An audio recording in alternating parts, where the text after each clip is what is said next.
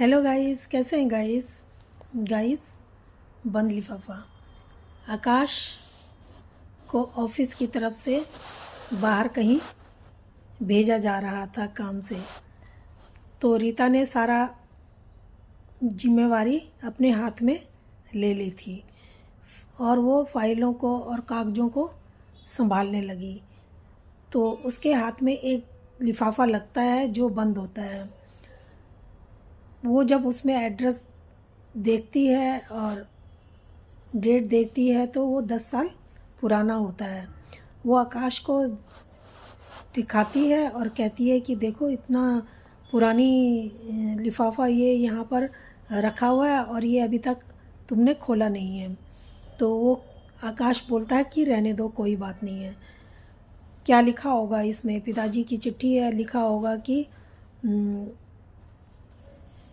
अपनी सफाई पेश की होगी इसमें कि मैं क्यों तुम लोगों को छोड़ के चला गया था।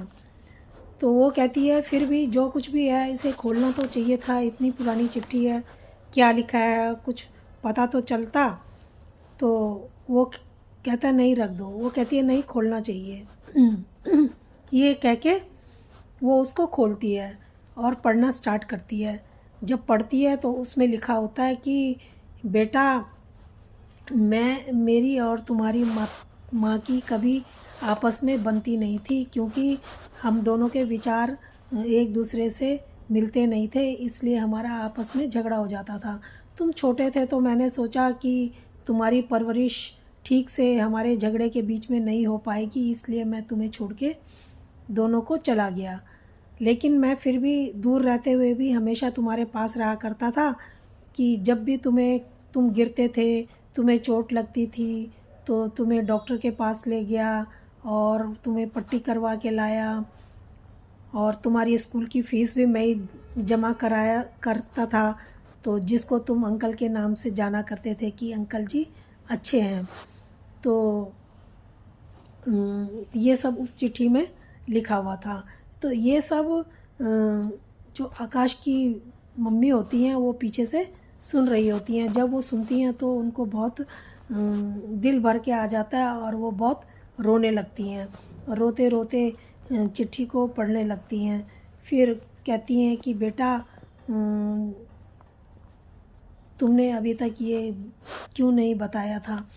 तो वो फिर क्या होता है कि उसमें लिखा होता है कि मैंने एक वृद्धाश्रम घर से कुछ दूरी पे घर से बना रखा है, जहाँ पर मैंने एक छोटा सा कमरा भी बना रखा है और तुम्हारी माँ के लिए अगर जब भी उनको ज़रूरत पड़े तो अपनी माँ को कमरे में आप शिफ्ट भी कर सकते हो।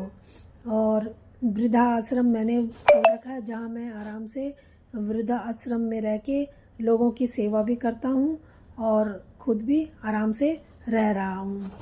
तो जब वो पढ़ते हैं तो काफ़ी लेट हो गई होती है, 10 साल हो गए होते हैं। तो वो वहाँ जाने सब के सब जाते हैं तो देखते हैं कि वहाँ पर अगरबत्ती की भीनी भीनी खुशबू आ रही है और बहुत से लोग वहाँ पर जमा हैं। तो वो एकदम से घबरा से जाते हैं। जब वहाँ पर आगे जाके देखते हैं तो वाकई में आकाश के पापा वहाँ पर मृत पड़े होते हैं। तो उनको बहुत पछतावा होता है कि काश हम पहले चिट्ठी पढ़ लेते और पहले ही आ जाते। तो आकाश की मम्मी बोलती हैं कि तेरे पापा ने तो अपना चिट्ठी में सारा लिख दिया है, लेकिन मैं तो कुछ बोल भी नहीं पाई उनको। तो वो आकाश को इस तरीके से अपने पिताजी को अग्नि देने का अवसर मिल जाता है। और जो सच ही कोई कहता है कि एक कामयाब व्यक्ति के पीछे स्त्री का हाथ होता है। तो दोस्तों, आपको ये कहानी कैसे लगी? अगर अच्छी लगी हो तो सब्सक्राइब कर देना।